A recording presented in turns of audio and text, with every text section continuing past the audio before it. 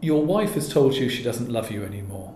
It's natural to panic and do all sorts of unhelpful things. I'm going to identify for you the 6 worst things you can do after your wife says that she doesn't love you anymore, so that you can avoid as many of them as possible. Dismissive. It's so difficult to get your head around the idea that she doesn't love you anymore. You just put it to one side, you dismiss it, you keep your head down and hope things are going to get better. Unfortunately, they're not, and it's going to make your wife feel that you're not taking her seriously. Yes, but. This is slightly better than dismissive because you're actually acknowledging there is a problem, but you're actually so keen to resolve it. You're saying, yes, but, for example, yes, there's a problem that we don't spend much time together, but I've got an awful lot of work to do at the moment.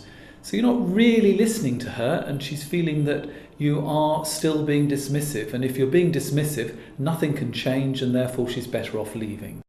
Running yourself down. You're acknowledging all the problems, that's great, but you're taking all the responsibility yourself. You say, oh, I've been terrible, I'm never at home, how could you possibly love me?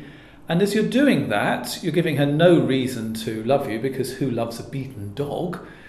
But worse than that, you're making yourself feel worse still. And so you're more likely to panic, you're more likely to do all the things that you shouldn't be doing. So please don't run yourself down.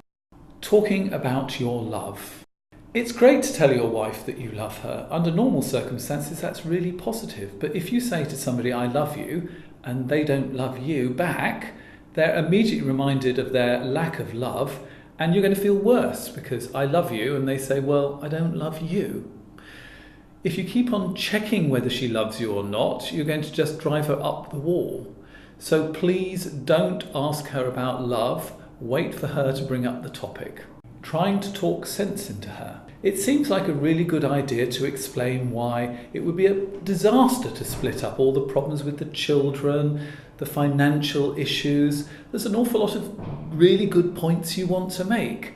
And under normal circumstances, that would be fine. But trying to talk sense into her is actually telling her she's wrong to have these feelings. And actually, people don't love you more when you tell them that they're wrong not to love you. So please don't try and talk sense into her. Going for a quick fix. It's really painful when your wife doesn't love you. You want her to love you. You want it to be over, well, by the weekend at the latest. So you go for a quick fix. You, rather than listen to her, you're busy on your iPhone booking a trip on the Orient Express. You're thinking that if I showed her lots of pictures from when we got married, she'd be reminded of just how much love we had at that moment and everything would be okay. Those quick fixes are probably what's got you into this mess in the first place, because over a long period you haven't been listening to the problems and you've been going for a quick fix, and a quick fix isn't going to work this time. But don't worry, I have some solutions in my book, My Wife Doesn't Love Me Anymore. I've got a love coach guide to helping you make things better. You'll find out more details at my website, www.andrewgmarshall.com.